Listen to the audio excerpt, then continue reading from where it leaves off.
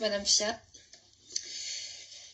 Donc en fait, par cet amendement et suite au rapport, on s'est aperçu que 58% des médecins généralistes qui prennent en charge des patients atteints de dépression proposent exclusivement un traitement médicamenteux en cas de dépression non sévère. 50% d'entre eux déclarent prescrire des antidépresseurs et des anxiolytiques, alors même que les études montrent une efficacité des psychothérapies dans les dépressions d'intensité légère à modérée. On rappellera que la France se situe au 2e rang derrière l'Espagne pour la consommation d'anxiolytiques.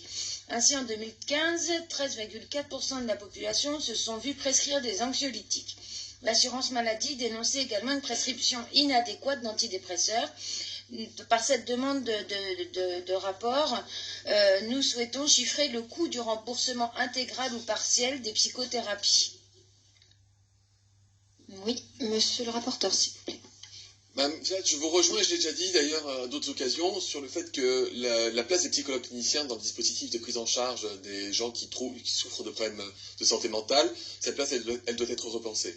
La formation ne leur permet pas d'être reconnue comme profession de santé, il y a un problème de prescriptibilité, ou de prescriptionnalité, de possibilité d'être prescrit, et donc il n'y a pas de prise en charge par l'assurance maladie, sauf sous la forme d'expérimentation.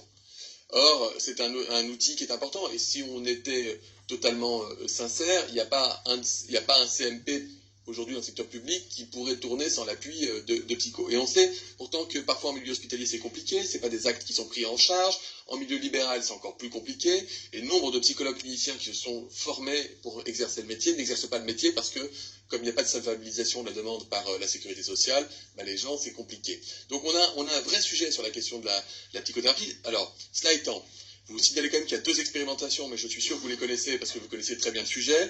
Une expérimentation menée par l'assurance maladie dans les Bouches-du-Rhône, la Haute-Garonne, les Landes et le Morbihan concernant les enfants qui souffrent de troubles légers à modérés.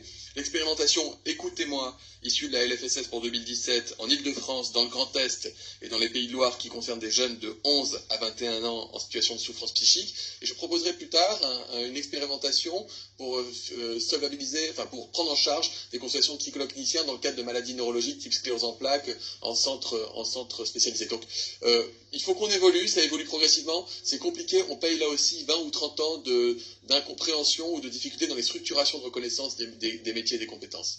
Je vous propose le retrait de votre amendement sur la base de ces explications, sinon un avis défavorable. Madame Fiat.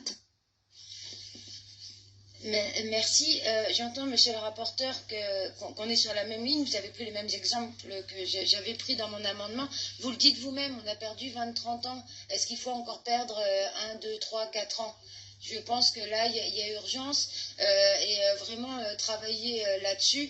C'est un amendement réellement de bon sens, tellement de bon sens que vous êtes limite d'accord avec moi, monsieur le rapporteur. Donc, ce serait dommage de ne pas le voter.